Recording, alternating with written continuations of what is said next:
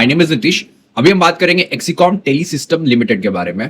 Frankly speaking मैं कल शाम में इसके बारे में वीडियो बनाने की सोच रहा था, बट बाद में मुझे टाइम नहीं मिला। तो लेट्स स्टार्ट एज यूजुअल। जो वीडियो होगा वो 2 सेक्शन में होगा। पहले सेक्शन में हम बात करेंगे टेक्निकल्स के बारे में, उससे मैंने थोड़ा सा मॉडिफाई किया है। नाउ गोइंग ऑनवर्ड्स मैं हर एक जो टेक्निकल्स की बात करूंगा तो I will stress on the setup. मतलब सेटअप क्या रहेगा, मैं आपको कोई इंडिकेटर के थ्रू बताऊंगा कि कैसे ट्रेड कर सकते हैं। वो सेटअप मतलब मेरे पास 50 है और किसी के पास ही 50-100 सेटअप हो सकते हैं। तो उस पर्टिकुलर स्टॉक के लिए कौन सा सेटअप एप्ट है उस हिसाब से मैं बताऊंगा। Setup stock to stock change हो सकते हैं, ठीक है ना। उसके बाद मैं प्राइस एक्शन के हिसाब से आपको मोटा मोटा बताऊंगा कि क्या स्ट्रक्चरल चेंज रह रहा है, और उसके बाद में हम जाएंगे कंपनी के बारे में, समझेंगे कंपनी करती क्या है, पहले कुछ क्या इश्यूज रहा है जिसके कारण एक मैसिव फॉल आया, और अब क्या ग्रीन शूट्स दिख रहा है, ठीक है। तो लेट्स स्टार्ट। अभी ये आपको जो चार्ट दिख रहा है ना, ये दिख रहा है एक्सीकॉम का, ठीक है। और आज मैंने डे चार्ट लगाया हुआ है, ठीक है। अभी मैं आपको एक इंडिकेटर से पहले एक इंपॉर्टेंट बात बताता हूं, ठीक है। ये स्टॉक है कैश का, फ्यूचर एंड ऑप्शन में है तो नहीं। तो बहुत बार ना हम वॉल्यूम एनालिसिस करते हैं, लेकिन वॉल्यूम एनालिसिस में क्या होता है ना, बहुत बार सट्टा का भी उसमें वॉल्यूम रहता है, या सर्कुलर कोई ट्रेडिंग कर मार रहा है, वो पता नहीं चलता है। तो इस स्टॉक में जो सबसे इंपॉर्टेंट चीज मुझे लगी ना, कि इस स्टॉक का जून का और मई का जो डिलीवरी वॉल्यूम है वो है 1.5 करोड़ के आसपास। मतलब अभी जून महीना चल रहा है, but in the month of June itself it has passed the delivery volume of 1.5 CR. Plus मई में भी ये 1.5 सीआर के आसपास रहा था, मोर प्रिसाइसली 1 करोड़ 45 लाख था। उसके अलावा अप्रैल में ये approx, if I am not wrong, 65 lakh तक था। इंपॉर्टेंट बात यह है ना कि जब ये स्टॉक फॉल कर रहा था in the months when it was making a lower low and lower high, उस समय इसका एवरेज डिलीवरी वॉल्यूम 25 से 35 लाख तक का था एवरेज। तो आप समझ रहे हो कि पिछले 2 महीने में दबा के बाइंग हुई है, और कौन सी बाइंग हुई है, वो हुई है डिलीवरी बाइंग। फर्स्ट चीज जो मुझे अच्छी लगी। अभी इतनी बड़ी बाइंग कौन कर सकता है? इतनी बड़ी बाइंग वही कर सकता है जो स्टॉक प्राइसेस को मूव करता है ऊपर की तरह। मेरे और आप जैसे लोग नहीं कर सकते, इनको हम डायनेमिक ट्रेडर्स कहते हैं। अगर आपने मेरा वीडियो पहले देखा हो तो मैंने बताया डायनेमिक ट्रेडर्स कौन है, जिसको बहुत लोग स्लैंग में बोलते हैं ऑपरेटर, या इंस्टीट्यूशन बोल सकते हो, म्यूचुअल फंड बोल सकते हो, इंश्योरेंस कंपनी बोल सकते हो, जो भी चाहे आप बोल सकते हो, ठीक है। अभी मैं यहां पे यूज करने वाला हूं बहुत सिंपल सा इंडिकेटर, और सेटअप भी इतना सिंपल रहेगा कि अगर आप अपने बच्चे को बता दोगे ना, जो 2nd या 3rd में पढ़ता होगा, वो भी एंट्री और एग्जिट कर सकते हैं, ठीक है। हम यूज करेंगे मूविंग एवरेज का, ठीक है। मैं इसे ऑन कर दे रहा हूं। और दूसरा हम यूज करेंगे सुपर ट्रेंड का। अभी हमें समझना है कि ये जो रेड वाला दिख रहा है ना मूविंग एवरेज, ये है, मैं आपको सेटिंग खोल के दिखा देता हूं। देखो, रेड वाला है 90, और जो दूसरा ब्लैक रंग का दिख रहा है that is 50 day moving average. अभी देखो, अब जब मूविंग एवरेज लगा रहे हो ना, तो वो SMA हो सकता है, मतलब सिंपल मूविंग एवरेज हो सकता है, EMA हो सकता है, मतलब एक्सपोनेंशियल मूविंग एवरेज हो सकता है, या वेटेड मूविंग एवरेज, कोई चलेगा, ठीक है ना। फंडामेंटल ना दोनों में 19 या 20 का ही डिफरेंस है। कोई ऐसा मेजर आपको मतलब कोई बेनिफिट हो जाएगा या फिर कुछ लॉस हो जाएगा, ऐसा कुछ नहीं होता है। बहुत सारे लोगों को इसको लेके मिथ रहता है। You can use any of the moving average. What I am using the EMA। कौन सा कॉम्बिनेशन है? आपको मैंने बताया 50 और 200 का, ठीक है, ऑन द डेली चार्ट, ये याद रखो, ठीक है। दूसरा मैंने क्या लगाया? दूसरा मैंने लगाया सुपर ट्रेंड। पहले हम मूविंग एवरेज के बारे में बात करेंगे, प्लस हम एंट्री क्राइटेरिया समझेंगे। एंट्री क्राइटेरिया के लिए सबसे पहले जो हमारा मूविंग एवरेज है, उसमें जो छोटा वाला मूविंग एवरेज है, छोटा वाला कौन सा होगा? वो है 50 डे, और बड़ा वाला कौन सा है? वो होगा 200 डे, ठीक है। तो जो हमारा छोटा वाला मूविंग एवरेज है वो ऊपर होना चाहिए बड़े वाले मूविंग एवरेज से, ठीक। दूसरा, इसके साथ साथ जो हमारा प्राइस है वो दोनों मूविंग एवरेज के ऊपर क्लोज होना चाहिए, दूसरा कंडीशन। और तीसरा कंडीशन क्या है? तीसरा कंडीशन ये है कि आप ये जो सुपर ट्रेंड देख रहे हो ना, सुपर ट्रेंड ग्रीन होना चाहिए। That's it. जस्ट इसके बेस पे आपको एंट्री करनी है। अभी किसी ने मेरे से वीडियो में पूछा था, I just very sorry, I just forget his और हर नेम। उन्होंने पूछा था कि सुपर ट्रेंड में कौन सी सेटिंग करनी चाहिए। देखो, super trend is nothing but it is a combination of ATR which is average true range, और इसमें एक मल्टीप्लायर डालते हैं, ठीक है ना। मल्टीप्लायर बाय डिफॉल्ट रहता है 3 का, और जो ATR का रेंज होता है वो होता है 10। कुछ लोग 14 भी यूज करते हैं, बट जनरली 10 होता है। अगर आप किसी भी या तो ट्रेडिंग व्यू में, इन्वेस्टिंग में, या फिर आप जीरोधा में जाके देखोगे तो वो 10 दिखता है। तो ऐसा कुछ फिक्स रूल नहीं है कि एटीआर क्या होना चाहिए, मतलब मल्टीप्लायर क्या होना चाहिए। अभी हम देखते हैं यहां पे मल्टीप्लायर क्या है। देखो यहां भी मैंने वो क्या दिखाया, यहां भी मल्टीप्लायर 3 है। अभी मैं यहां इसको क्या करने वाला हूं, मैं इसको कर दूंगा 4.25, ठीक है। जस्ट यस, मैंने 4.25 क्यों कर रहा, मतलब इसमें कोई रॉकेट साइंस नहीं है। मैंने इसलिए कहा क्योंकि मुझे वहां पे जो टेप रीडिंग के हिसाब से हम निकालते हैं सपोर्ट, तो वो दिख रहा है। आप चाहे तो कर सकते हो, नहीं चाहो तो छोड़ सकते हो, कोई करना मैंडेटरी है। ये मैंने अपने लिए किया क्योंकि मुझे लगता है कि जो ये मूव आया है, राइट, ये वाला समझना आप, ये वाला यहां पे ही जो बंदा जो इंस्टीट्यूशन यहां पे घुस है उसका स्टॉप यहां पे होगा, इसलिए मैंने 4.25 पे लगा दिया सुपर ट्रेंड का multiplier. Hope this is clear. ये जरूरी नहीं है, आप इसको चाहो तो सिंपल 3 भी रख के एंट्री कर सकते हो, ठीक है। मैंने 3 फिर से कर दिया। मैंने अपने लिए 4.25 किया क्योंकि मुझे 4.25 के रेंज में जो मैं बताता हूं डाउ थ्योरी, ठीक है ना, उसका भी सपोर्ट वहीं पे है डेली चार्ट में। प्लस आपको ये समझना है ये चीज कि ये जो मूविंग ये जो आप सुपर ट्रेंड देख रहे हो ना, ये हमेशा क्लोजिंग बेसिस पे काम करेगी। मैं समझा रहा हूं कैसे।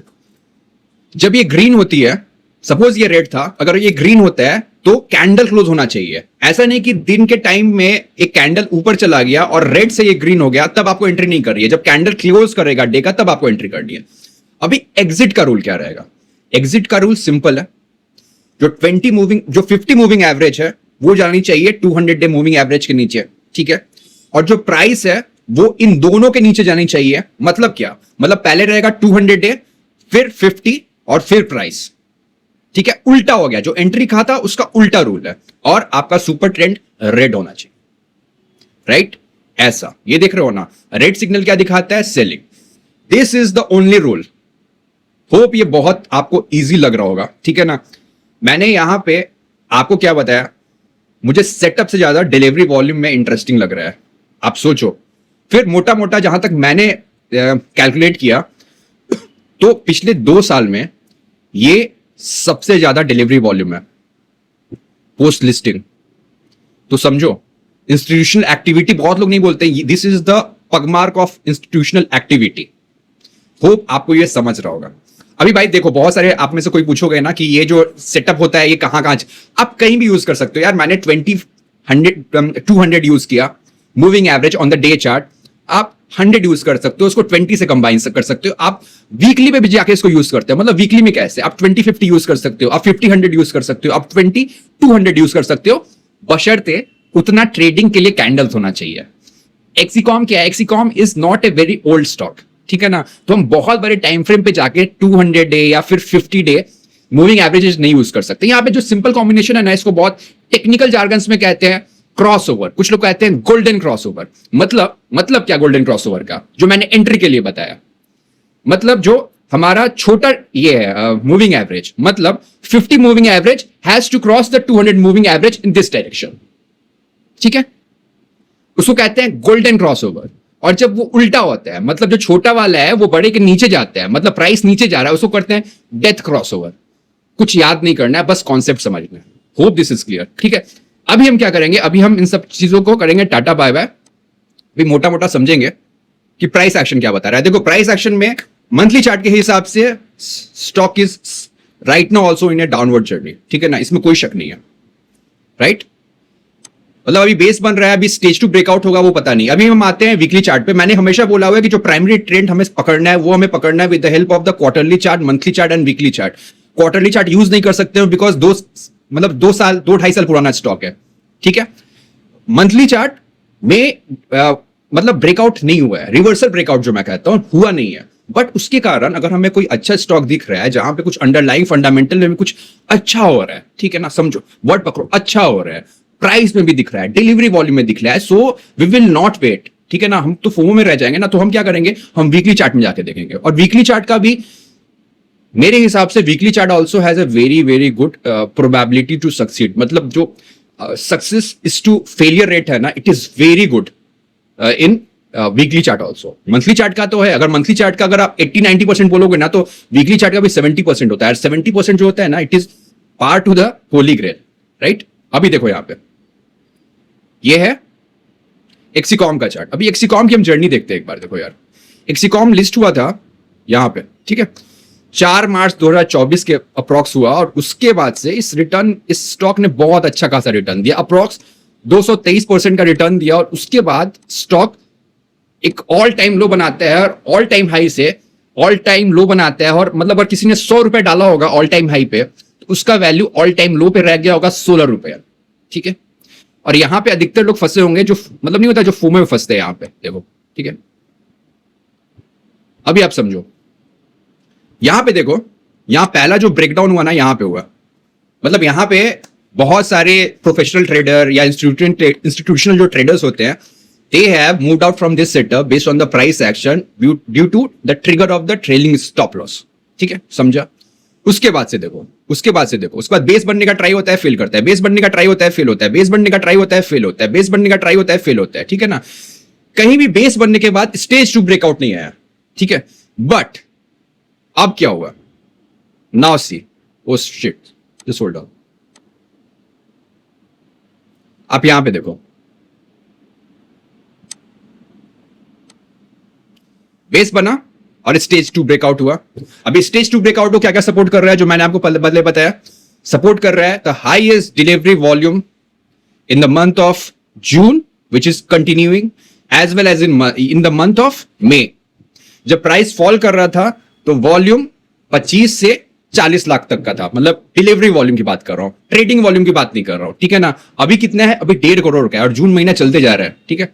होप आपको बातें समझ में आ रही होंगे। तो प्राइस एक्शन के हिसाब से भी, वीकली चार्ट के हिसाब से, the stock is in good momentum, ठीक है।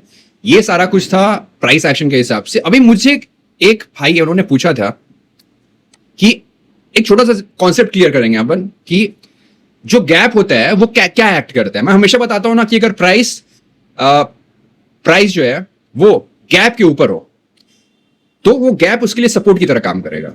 अभी ध्यान सुनना, 2 मिनट के लिए ना मैं शिफ्ट हो रहा हूं, ठीक है ना, एक कॉन्सेप्ट की बात है। और अगर प्राइस गैप के नीचे हो तो वो एज ए रेसिस्टेंस काम करता है, ठीक है। अभी हम समझते हैं यहां पे क्यों। ये वाला पॉइंट देख रहे हो, ये वीकली चार्ट पे एक ब्रेकडाउन हुआ था, ये है 28 जुलाई का। अभी हम समझते हैं यहां पे क्या हुआ होगा, क्यों ये रेसिस्टेंस की तरह काम करता है अगर गैप डाउन होता है तो। और उसी का आपको काउंटर लॉजिक लगाना पड़ेगा कि क्यों अगर गैप अप होता है तो वो एज ए सपोर्ट की तरह काम करता हो, ठीक है। सो मैं आपको यहां पे, चूंकि मेरे सामने ये लाइव दिख रहा है, तो मैंने बोला कि मैं समझा देता हूं, because for me it is not possible, because मेरे साथ ना और भी बहुत प्रोफेशनल रहता है, मतलब, तो मैं सब कुछ टाइप करके नहीं बता सकता हूं। सो आप ये समझ लो कॉन्सेप्ट। देखो, ये है 28 जुलाई का वीकली कैंडल। तो उस दिन क्या हुआ होगा, उस दिन यहां पे जिसने भी बाय किया होगा, ठीक है ना, लोगों ने बाय किया होगा। ऑब्वियसली हर एक दिन जो ट्रेडिंग या इन्वेस्टिंग एक्टिविटी होती है, किसी भी स्टॉक में डिलीवरी भी होता है, ठीक है ना, एटलीस्ट 5 to 10% भी होता है। तो जिसने भी डिलीवरी उठाई होगी, वो बेचारा अगले वीक जब ये खुला तो यहां पे गैप डाउन हुआ, मतलब 10-15% नीचे चला गया। अभी आप ध्यान सोचो, नीतीश हो, आप हो, फलाना हो, ठिकाना हो, सबका क्या होता है ना, हमारा जो इवोल्यूशन हुआ है, बहुत बहुत इंपॉर्टेंट बात बताऊंगा अभी, जो इवोल्यूशन हुआ है ना, उसमें हमारा माइंड ऐसे काम करता है ना कि हमें पेन कम मिलना चाहिए, ठीक है। तो इसलिए बहुत बार आपको देखेगा टीवी पे लोग बोलते हैं, या बोलते हैं कि जो जो पेन होता है लॉस का ना, that is too powerful as compare to the joy of gain, ठीक है। अभी जिस भी बेचारे भैया या दीदी ने खरीदा होगा 28 जुलाई को, वो 10% या 12% का जब डिप हुआ होगा, तो बहुत सारे लोग ऐसे होते हैं जो अपना लॉस नहीं काट पाते हैं, ठीक है ना। उसके लिए मतलब हमारी हार्ड वायरिंग ऐसी की हुई है, आप मोटा मोटा समझो। वो लोग क्या करते हैं, अगर वो लोग हम हनुमान चालीसा पढ़ेंगे कि भगवान एक बार मेरा प्राइस यहां पे आ जाए, मैं निकल जाऊंगा, फिर नहीं करूंगा, इंटर करूंगा। तो देखो, जैसे ही स्टॉक यहां पे आएगा ना, आप समझना, देखो यहां पे आया ना, यहां पे वो सारे के सारे लोग जिन्होंने डिलीवरी में बाइंग की होगा ना, वो यहां पे अपना माल पटक देंगे। उनको ये नहीं चाहिए कि प्राइस यहां से ऊपर जाए। आप जनरली समझो, अगर आप स्टॉक में फंसे होगे, अगर प्राइस नीचे गया आप तो हमेशा पूछते हो, और मुझे तो बहुत सारे लोग पूछते हैं कि प्राइस, मेरा एंट्री ये है, प्राइस इतना फॉल हो गया है, प्राइस आएगा क्या। तो आप समझो, मैं उसको कनेक्ट कर रहा हूं। तो जैसे ही यहां प्राइस आया ना, वो लोग अपना माल बेच देते हैं, ठीक है। इसके कारण क्या हुआ, इसके कारण इस पॉइंट पे पहुंचते ही जो इक्विलिब्रियम रहता है वो ज्यादा शिफ्ट कर गया सेलिंग की तरफ, क्योंकि जिन्होंने डिलीवरी में माल उठाया हुआ था डिलीवरी सेलिंग कर रहे हैं, मतलब डिलीवरी सेलिंग हेवी सेलिंग होती है, जिसके कारण क्या होगा, वहां पे सेलर्स एक्टिवेट हो गए। प्लस जो प्रोफेशनल ट्रेडर्स होते हैं, जो टेक्निकल करते हैं, उनको भी तो पता है कि यहां पे गैप है, तो वो क्या करेंगे, वो यहां पे अगर वो सेल नहीं करेंगे, वो शॉर्ट नहीं करेंगे, तो वहां बाय भी नहीं करेंगे। तो क्या हो गया, स्क्यू हो गया। एक तो डिलीवरी वाली सेलिंग आ रही है, ठीक है, और एक क्या हो रहा है, जो प्रोफेशनल ट्रेडर है उसको पता है कि इस पॉइंट पे सेलिंग ज्यादा आएगी, तो मैं क्यों करूं यहां पे, मतलब the probability to occur a loss is more as compare to gain, तो वो क्या करता है, वो ट्रेडिंग ही नहीं करता है, तो ऐसे ही स्क्यू कर जाता है, डिस्टॉर्ट कर जाता है in the favour of sellers. उसके बाद देखो सेलिंग आती है। फिर होप ये समझ में आया कॉन्सेप्ट कि क्यों गैप डाउन होता है, तो जो गैप डाउन में जो गैप बनता है वो एक्ट एज ए रेसिस्टेंस करता है। इसी का आप उल्टा लगा दो, काउंटर लॉजिक लगा लो, जब गैप अप होता है, ठीक है ना, जब प्राइस ऊपर जाता है तो वो क्यों एज ए सपोर्ट काम करता होगा। ठीक है, होप ये क्लियर हो गया। अब हम टाइम वेस्ट नहीं करते हैं, फटाफट चलते हैं कंपनी के फाइनेंशियल पे। ठीक है, देखो यार, ये कंपनी का स्टैंड अलोन फाइनेंशियल 26 और कंसोलिडेटेड फाइनेंशियल 26 का, ठीक है ना। अभी देखो इस कंपनी का इशू जो था ना, इस कंपनी का इशू जो क्या मैंने बताया कि कंपनी लिस्ट होती है, फिर अप्रॉक्स 240 टू 30% का ग्रो करती है और फिर धड़ाम से नीचे गिरती है, 85-86% का करेक्शन आता है ऑल टाइम हाई से। यहां पे ग्रोथ इशू नहीं था, यहां पे क्या हुआ था ना कि कंपनी ने if I am not wrong in Q2 FY25 एक एक्विजिशन किया। कंपनी का नाम था ट्रीटियम। अभी ट्रीटियम क्या थी, ट्रीटियम थी ये डीसी फास्ट चार्जिंग का इक्विपमेंट्स बनाती थी, ठीक है, और ये एक ओवरसीज की कंपनी थी, उस पर हम आएंगे, सारी डिटेल हम देंगे। और वो लॉस मेकिंग में थी, मतलब आप समझो वो बैंकरप्ट हो गई थी कंपनी, उसको इन्होंने एक्विजिशन किया। तो एक्विजिशन के कारण जो पहला डेंट आता है उसके कारण इनका बहुत सारे क्वार्टर्स में इनका जो कंसोलिडेटेड जो मेट्रिक्स होते हैं ना वो निगेटिव हो गए, मतलब इनका EBITDA निगेटिव हो गया, इनका पैट निगेटिव हो गया, उसके कारण एक करेक्शन आया। ठीक है, चलो अभी हम समझेंगे ये कंपनी करती क्या है। तो कंपनी का दो काम है, एक काम है इनका क्रिटिकल पावर सिस्टम और दूसरा है ईवी चार्जर सोल्यूशन का।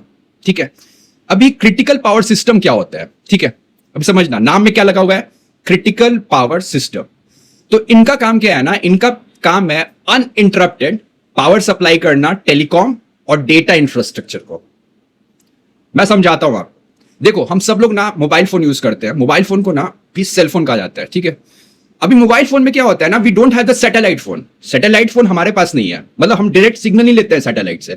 हमने फोन उठाया तो फोन हमारा सिग्नल लेता है किससे, नजदीकी के टावर से। ठीक है, अभी उस टावर पे आप एक सिचुएशन समझो कि अगर पावर ग्रिड फेल हो जाए, ठीक है, जैसे मैं मुंबई में बैठा हूं, यहाँ का नियरेस्ट जो पावर ग्रिड वो फेल हो गया और कंपनी के पास अगर उस टेलीकॉम कंपनी ने कोई ऑल्टरनेट पावर बैकअप नहीं बनाया है, ठीक है ना, चूंकि ये बहुत क्रिटिकल है, तो क्या होगा, आप मोबाइल फोन से बात ही नहीं कर जाओगे, मतलब एक बहुत बड़ा सैबोटेज हो जाएगा। अगर मोबाइल फोन चलना बंद हो जाए किसी भी शहर का तो कितना बड़ा मेहम होगा आप समझ सकते हो। तो ये कंपनी क्या करती है, ये कंपनी उन्हें प्रोवाइड करती है क्रिटिकल पावर सिस्टम। ठीक है, अभी इसमें क्या क्या होता है, तो अभी आप समझना कि ये डीसी पावर सिस्टम प्रोवाइड करती है इनको, और साथ साथ ये जो लिथियम आयन बैटरी होती है ना, जिसको BESS कहते हैं, वो इनको प्रोवाइड करती है।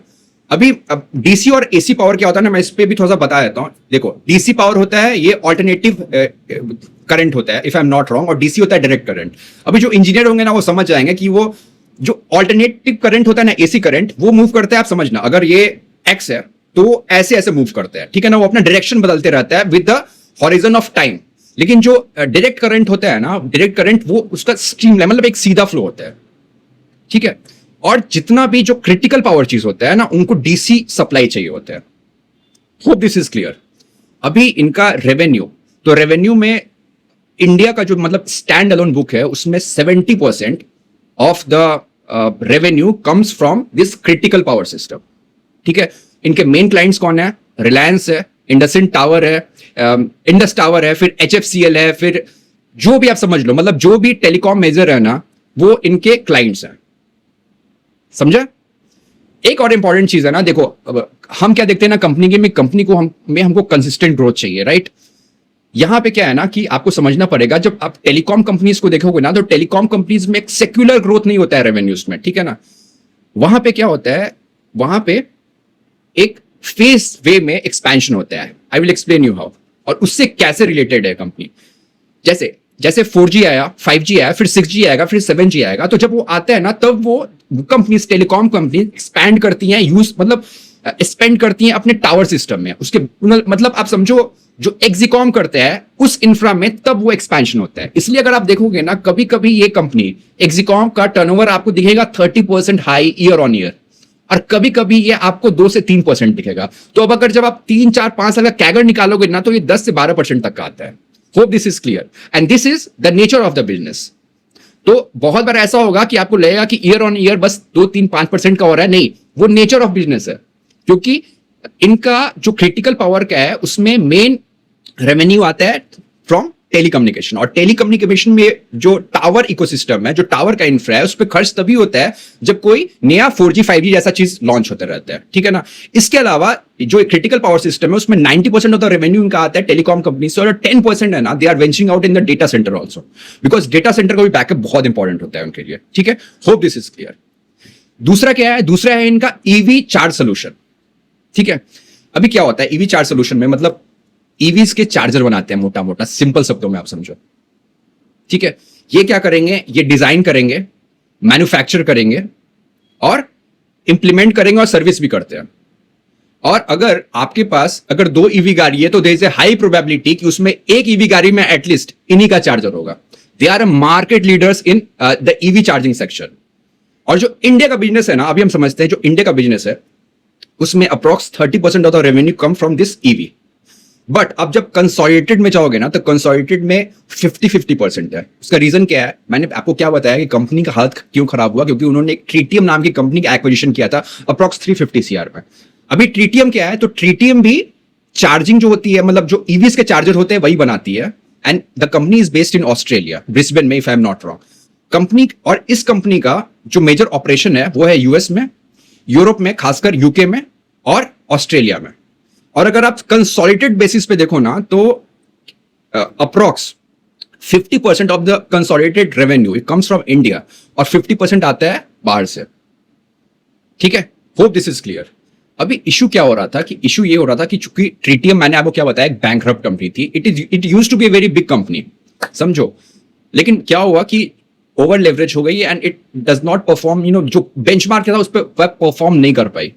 तो उसके बाद क्या होता है ना, कंपनी ने, मैनेजमेंट ने बार बार बोला है कि जब कंपनी अच्छा काम नहीं कर पाती है ना, एज एन एग्जांपल मैं ओला इलेक्ट्रिक का देखा हूं। ओला इलेक्ट्रिक में देखो सर्विस का इशू हुआ ना, जब सर्विस का इशू होता है ना, तो आप काम कितना भी अच्छा करो पास, अगर आपने कुछ गुफअप कर दिया ना, तो वो फिर आपके लिए ना एक बैगेज बन जाता है। तो इस कंपनी के लिए ना, ट्रीटियम के लिए उन्होंने मतलब इन लोगों ने इसे अक्वायर किया, बट उसके बाद भी investor as well as users में उस कंपनी के लिए, ट्रीटियम के लिए, जो उनका सर्विस था ना, वो भी बहुत पैथेटिक हो गया जब से कंपनी में मेसअप हुआ।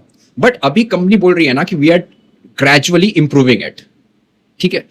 अभी पॉजिटिव बात क्या है, ठीक है, इस कंपनी में हमें ग्रोथ नहीं देखना है, इस कंपनी में हमें देखना है कि कंसोलिडेटेड बेसिस पे कब ये इबिटा ब्रेक इवन पे आता है। आप वर्ड ध्यान समझना, कंसोलिडेटेड बेसिस पे कब इबिटा ब्रेक इवन पे आता है। कंपनी का कहना है कि बाई Q4 FY27 हमारा जो इबिटा कंसोलिडेटेड बेसिस पे वो हो जाएगा positive, break even, at least break even पे आ जाएगा, ठीक है। इस क्वार्टर में क्या हुआ, इस क्वार्टर Q4 FY26 की बात कर रहा हूं, कंपनी ने अपना जो कंसोलिडेट इबिटा है, ठीक है ना, वो आ गया ब्रेक इवन में। सॉरी, मैंने अभी एक गुफअप किया, मैं बता दे रहा हूं वो मैंने क्या गुफअप किया।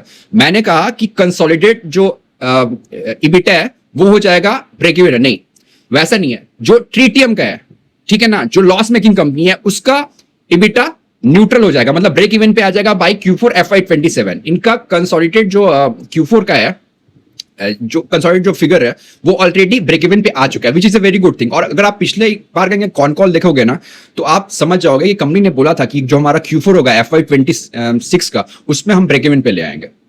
तो हमें क्या करना है, हमें इस कंपनी को वॉच करना पड़ेगा, ठीक है।